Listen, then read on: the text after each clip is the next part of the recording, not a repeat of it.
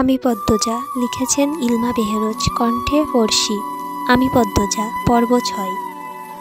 রাতে ঝড় এসেছিল। লাহারি ঘরের পিছনে তৈরি পথ বন্ধ হয়ে গেছে গাছের ভাঙা ডালপালা দিয়ে। মোরশেদ রাতে বাড়ি ফেরেননি। হেমলতার একার পক্ষে সম্ভব নয় পথ খালি করার, তাই পদ্মজা পূর্ণা স্কুল থেকে বাড়ির সামনে দিয়ে ফিরছিল। উঠোনে শুটিং দল সবাই ছিল। পদ্মজা মাথা নত হয়ে থেমে থেমে কাঁপতে থাকে। পথ শেষই হচ্ছে না, মাথায় ঘোমটা টানা। অনেকের নজরে পদ্মজা চলে আসলো। মিলন নামের একজন পূর্ণাকে ডাকলো, এই পূর্ণা। পূর্ণা দাঁড়ালো, সাথে পদ্মজা। পদ্মজা শুটিং দলটার দিকে তাকাচ্ছে না। মিলন পদ্মজার দিকে চোখ স্থির রেখে পূর্ণাকে প্রশ্ন করল, পাশের মেয়েটাকে? প্রথম দেখছি। আমার বড় আপা। আপন? মিলন ভারী আশ্চর্য হয়ে বলল, 10 দিন হলো এখানে আসার, কখনো পূর্ণা প্রেমা ছাড়া কোনো মেয়েকে চোখে পড়ল না, কণ্ঠও শোনা যায়নি। তাই বড় বোন বলাতে সে খুব অবাক হলো। পূর্ণা হেসে বলল, আপন। মিলন বিড়বিড় করে বলল, চেহারার তো মিল নেই, সবাই বলে। আচ্ছা যাও।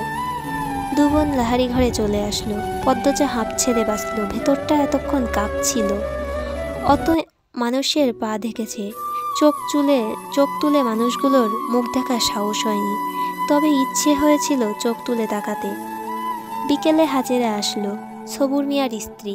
সবুর দিনরাত গাঁজা খেয়ে পড়ে থাকে, বউ বাচ্চাদের খোঁজ রাখে না। হাজেরায়ের বাড়ি ওর বাড়ি এটা ওটা চেয়ে নেয়, এরপর 2 বাচ্চা নিয়ে খায়। পদ্মজার খুব মায়া হয় হাজেরার প্রতি। হাজেরা আসলেই। হেমলতা পদ্মজার উদ্দেশ্যে প্রশ্ন ছুড়লেন, লাউ গাছে কয়টা লাউ দেখছিস? 9টা আম্মা। পূর্ণা কই? ওরে বল 2টা লাউ হাজেরাকে দিয়ে দিতে, কাঁচামরিচও দিতে বলবি। পদ্মজার মুখে কালো আধার নেমে আসে। হেমলতা পদ্মজার মুখ দেখে বুঝতে পারেন পূর্ণা বাড়িতে নেই, টিভি দেখতে গেছে, তাই না? পদ্মজাকে দ্বিধাগ্রস্ত হতে দেখা গেল। বিব্রতভাবে বলল, আম্মা আমাকে বলে গেছে তুই ওর অভিভাবক। একটু শরীরটা খারাপ লাগছে বলে শুয়েছি, অমনি সুযোগ লুটে নিছে। আম্মা আমার দোষ, পূর্ণারে কিছু বলো না। পদ্মজার ভেজা কণ্ঠ হেমলতার রাগ উড়িয়ে দিল। তিনি অন্যদিকে মুখ করে শুয়ে বললেন, হাজেরাকে নিয়ে যা, ঘুমটা টেনে যাবি, বেগুন বেশি হলে কয়টা দিয়ে দিস। পদ্মজার মন ভরে গেল। তার মা এত বেশি উদার, কখনো কাউকে ফিরিয়ে দেন না। সামর্থ্যের মধ্যে আরও বেশি কিছু দেওয়ার মতো থাকলে তিনি কার্পণ্য করেন না।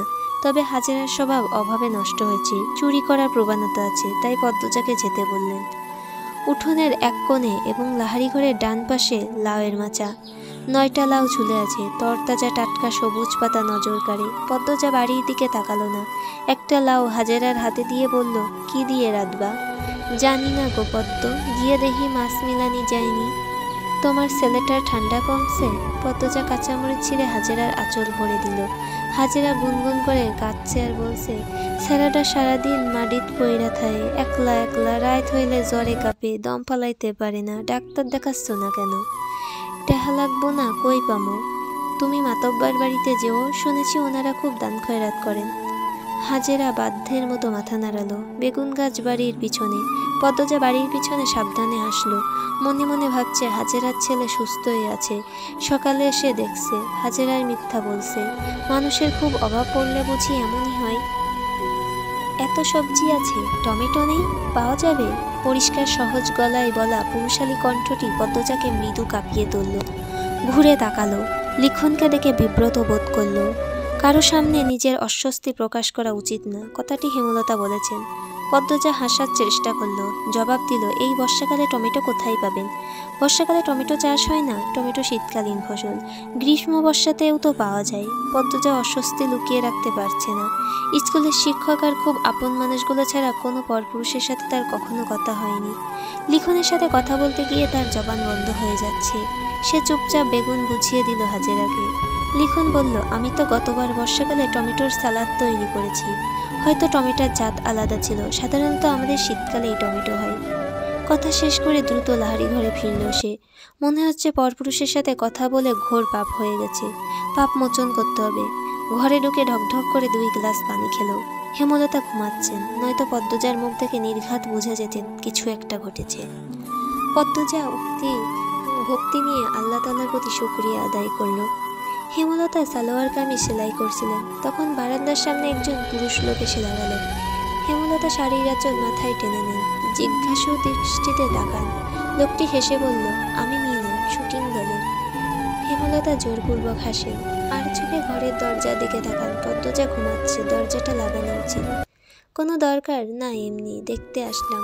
কতদিন হলো আপনাদের বাড়িতে উঠলাম আর এদিকটায় আসাই হয়নি। হেমলতা পেঁচিয়ে কথা বলা পছন্দ করে না, সরাসরি বলে উঠলেন, এদিকে আসা নিষেধ, আপনাদের বলা হয়নি? মিলনের চোখ মুখে ছায়া নেমে আসে। সে অপমান বোধ করল, আমতা আমতা করে বলল, আচ্ছা আসছি। মিলন স্থান ত্যাগ করল।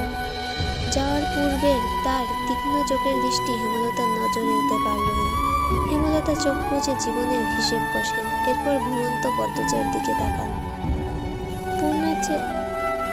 পূর্ণার চেয়ে পদ্মজার বেশি আগ্রহ শুটিং দেখায়। টিনের ছিদ্র আরও দুটো করেছে।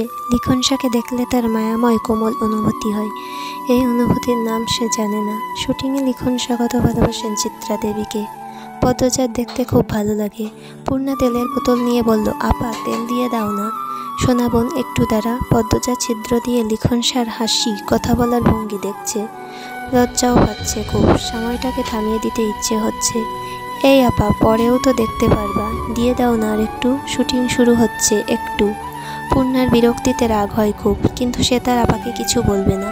তার সব ইচ্ছের সঙ্গী, গোপন কথার সাক্ষী তার আপা। সে তার আপাকে খুব ভালোবাসে। মাঝে মাঝে মনে হয় মায়ের চেয়েও বেশি বোধ হয় সে তার আপাকেই ভালোবাসে, বা হয়তো না। পদ্মজা মিটিমিটি হাসছে। পূর্ণা তেল রেখে ছিদ্র দিয়ে উকি দিল। না, তার এখন ভালো লাগছে না এসব দেখতে। চোখ সরিয়ে নিল। কিরে পদ্ম, কি দেখছিস? হেমলতার কণ্ঠ শুনে পদ্মজা চমকে উঠল, আরক্ত হয়ে উঠল। ডাকাতি করতে গিয়ে বাড়ির মালিকের কাছে ধরা পড়লে যেমন অনুভূতি হয় তেমন অনুভূতি হচ্ছে পদ্মজার, বা আরও ভয়ঙ্কর অনুভূতি। হেমলতার দৃষ্টি টিনের ছিদ্রে গেল। সাথে সাথে পদ্মজা অনুভব করল তার পায়ের নিচের মাটি কাঁপছে। পূর্ণা ভয়াত্ম চোখে একবার মাকে একবার বোনকে দেখছে। ছিদ্রের গুরুত্ব সে। উপন্যাসের পরবর্তী পর্বগুলো পেতে চাইলে সাবস্ক্রিপশন করে পাশে থাকুন। গল্পগুলো ভালো লাগলে লাইক, কমেন্ট এবং শেয়ার করে পাশে থাকবেন।